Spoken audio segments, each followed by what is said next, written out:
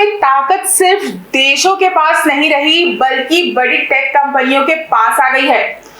अब सवाल यहाँ ये उठता है कि क्या अब दुनिया सरकारें चला रही है या फिर टेक कंपनियां? गूगल, एप्पल, मेटा और अमेज़न जैसी कंपनियां अब सिर्फ बिजनेस नहीं बल्कि ग्लोबल पावर बन चुकी है। पहले ताकत सेना, जमीन और संसाधनों से तय होती थी, लेकिन अब डेटा सबसे बड़ी ताकत बन चुकी है।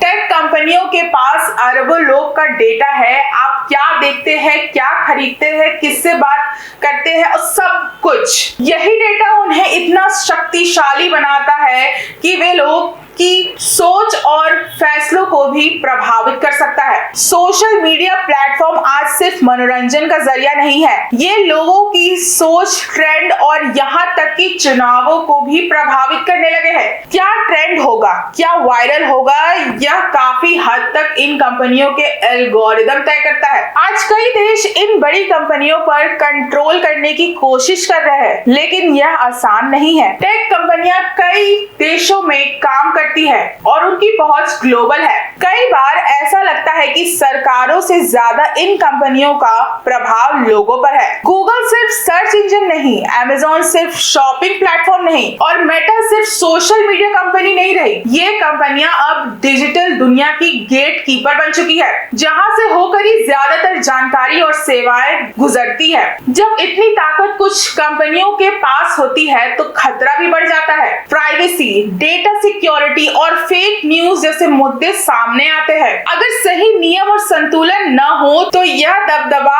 आम लोगों के लिए नुकसानदायक भी हो सकता है। इसके अलावा आज टेक कंपनियां सिर्फ लोगों की आदतें ही नहीं बल्कि पूरी मार्केट में इकोनॉमी को भी कंट्रोल कर रही है। ऑनलाइन शॉपिंग से लेकर डिजिटल पेमेंट तक हर जगह इनका दबदबा है।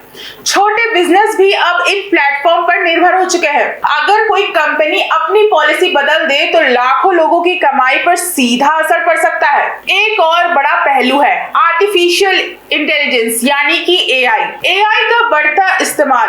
अब ये कंपनियां सिर्फ डेटा इकट्ठा नहीं कर रही बल्कि उसे समझकर भविष्य के फैसले भी तय कर रही है। कौन सा प्रोडक्ट आपको दिखाना है, कौन सी खबर आपके सामने आएगी और यहाँ तक कि आपको क्या पसंद आएगा, ये सब एआई तय कर रहा है। इससे इंसान की सोच में धीरे धीरे प्रभावित हो रही है। वहीं डिजिटल दुनिया में मोनोपोली यानी एकाधिकार का खतरा भी बढ़ रहा है। कुछ बड़ी कंपनियां इतनी ताकतवर हो चुकी है कि नए स्टार्टअप के लिए आगे बढ़ना मुश्किल हो जाता है। या तो उन्हें खरीद लिया जाता है या फिर प्रतिस्पर्धा में पीछे छोड़ दिया जाता है। इससे मार्केट में विकल्प कम हो जाते हैं और यूजर्स के पास चुनने की आजादी सीमित हो सकती है। कई बार ये भी देखा गया है कि कंटेंट को कंट्रोल करने की ताकत भी इन कंपनियों के पास है। कौन सी खबर दिखेगी और कौन सी दब जाएगी, यह काफी हद तक प्लेटफॉर्म तय करती है। इससे फ्री स्पीच और ट्रांसपेरेंसी पर भी सवाल उठने लगे हैं। आज की दुनिया में ताकत का समीकरण बदल चुका है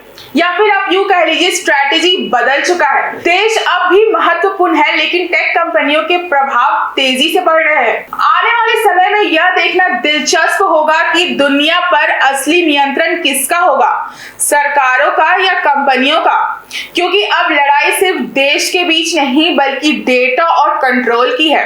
ऐसे ही जानकारी के लिए बने रहे हमारे साथ द न्यूज़ पोस्ट।